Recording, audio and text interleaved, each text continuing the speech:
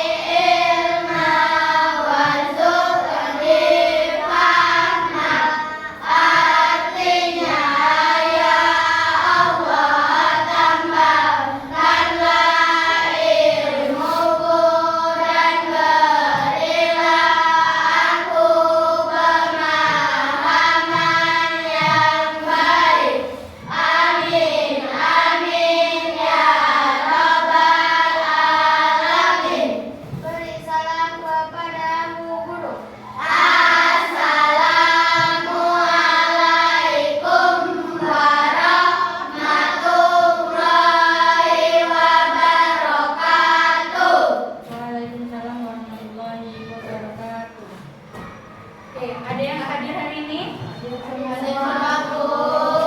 baik, alhamdulillah semuanya hadir ya.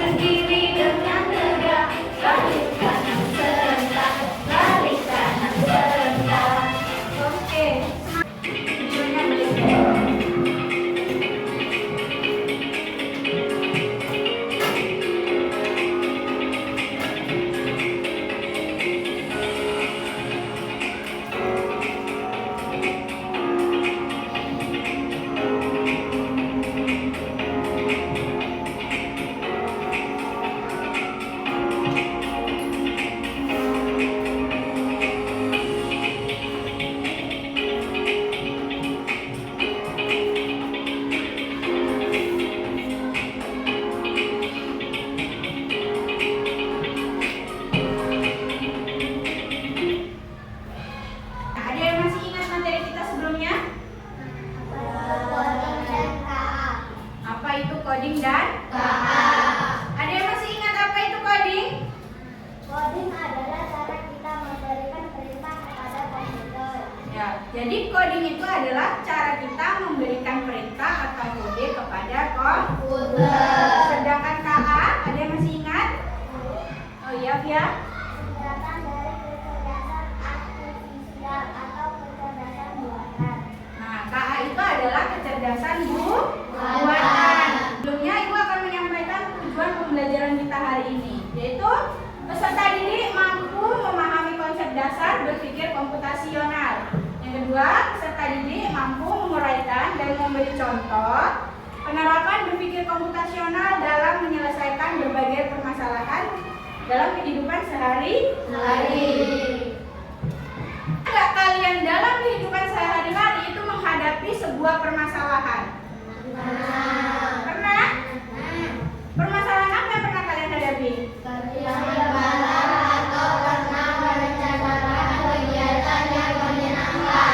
Pernah kehilangan barang atau merencanakan sebuah kegiatan yang menyenangkan atau piknik ya biasanya ya. Nah, pernah nggak kalian berpikir gimana cara menyelesaikannya? Apa itu berpikir komputasional? Ada yang tahu? Ya.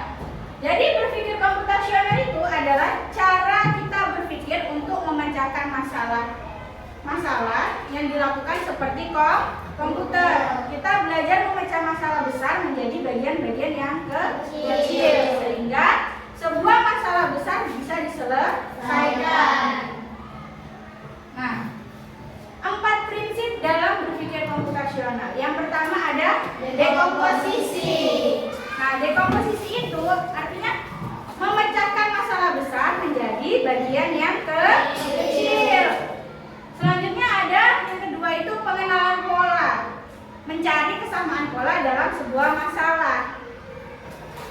Yang ketiga ada abstraksi, fokus pada hal yang pentingnya saja. Jadi untuk hal-hal yang tidak penting itu kita singkirkan dulu. Kita fokuskan pada hal yang pentingnya saja. Yang terakhir itu algoritma, membuat langkah-langkah dalam menyelesaikan masalahnya. Nah, di sini kita akan mempelajari tentang dekomposisi, yaitu memecah masalah besar menjadi bagian-bagian yang kecil sehingga lebih mudah diselesaikan. Tadi di awal pembelajaran Ibu sudah menunjukkan sebuah video, yaitu tentang membuat nasi goreng. Nah, di situ tadi kan ada langkah-langkah menyelesaikannya. Yang pertama tadi yang kalian lihat ada apa? Alat. Terus ada bahan. Nah, contoh lainnya itu adalah membuat kue ulang tahun. Yang pertama adalah siapkan bahan-bahannya dulu. Kemudian kita campurkan bahan-bahannya. Selanjutnya kita panggang kue. Setelah kue matang, baru kita hias dengan krim. Contoh yang lain yaitu membersihkan kamar. Kadang kita kalau baru bangun tidur itu kamar kan berantakan ya. Nah, pasti pernah terlintas di kepala kita, di benak kita, bagaimana cara menyelesaikan atau merapikan kamar kita yang berantakan ini. Itu kan merupakan sebuah masalah besar kan. Kemudian kita bagi menjadi bagian-bagian kecil. Yang pertama, langkah pertama, kita rapikan dulu tempat tidurnya. Setelah kita rapikan, kita kumpulkan pakaian-pakaian yang kotor. Kemudian kalau ada buku yang berantakan, sisa kita belajar sebelum tidur, belajar malam itu mengulang pelajaran, kita rapikan lagi bukunya ke dalam rak. Setelah rapi, semua baru kita sapu dan kita. Ada yang mau mencobanya? Oke, Ani, boleh, silakan. Ayo, yang lainnya teman-temannya boleh bantu ya. Kira-kira langkah pertama untuk menyelesaikan dalam membuat sarapan itu apa? Siapkan nasi dan bumbu. Siapkan nasi dan bumbu, kemudian Panaskan minyak di wadah. oke.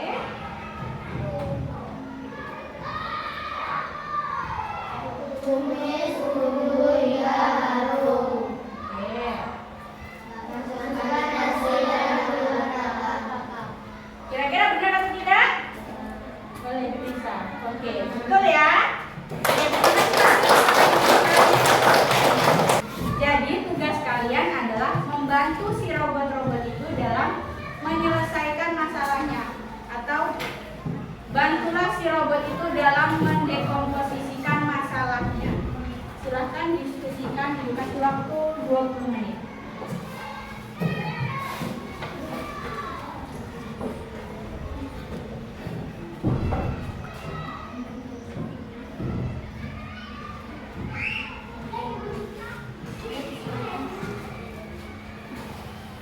Jangan lupa ditulis nama kelompoknya ya.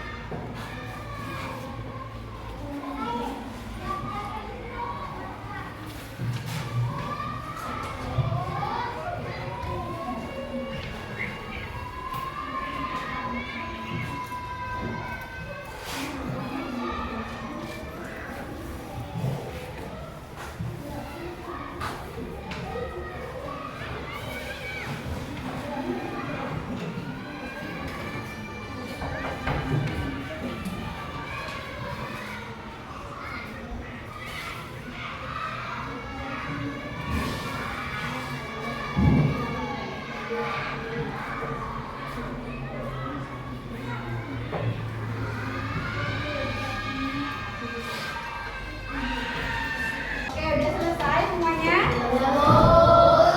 Ya. Nah, kalau sudah, silakan kalian presentasikan hasil diskusi kalian ke depan ya. Kita mulai dari kelompok 1 dulu, boleh? Siapa yang mau presentasikan? Oke, Nadia silakan.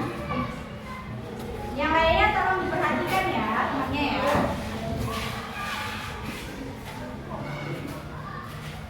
Assalamualaikum warahmatullahi wabarakatuh. Waalaikumsalam warahmatullahi wabarakatuh. Baiklah teman-teman, saya Nadia dari kelompok 1 akan membacakan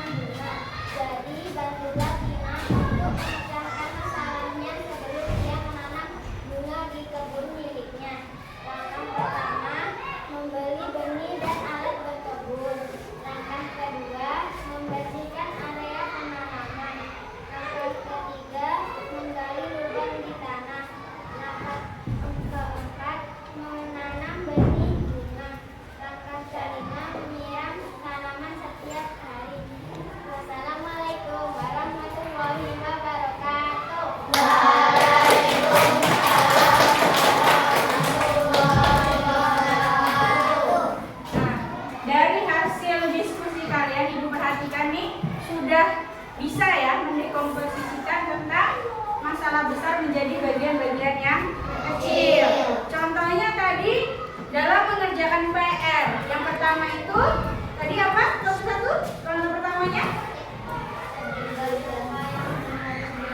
Pertama kita adalah mengecek dulu tugas apa yang kita punya. Setelah itu baru kita siapkan alat tulis yang kita butuhkan. Misal ada pensil, pena, penghapus, penggaris. Nah, kemudian kita cari tempat yang nyaman dalam mengerjakan tugasnya. Kita cari tempat nyaman, misal tempat yang sepi, yang sejuk gitu. Kemudian langkah yang terakhir kita kerjakan satu tugasnya. Kita kerjakan tugas yang menurut kita lebih mudah dulu, baru yang sulit. Kemudian yang terakhir kita periksa kembali. Setelah kita selesai mengerjakan PR, setelah kita selesai mengerjakan tugasnya, kita periksa kembali. Mungkin masih ada yang salah atau masih ada yang kurang tepat, yang bisa kita benerin. Oke, sampai sini ada yang mau ditanyakan? Ada yang mau merefleksikan pembelajaran kita hari ini? Oke, Rasya?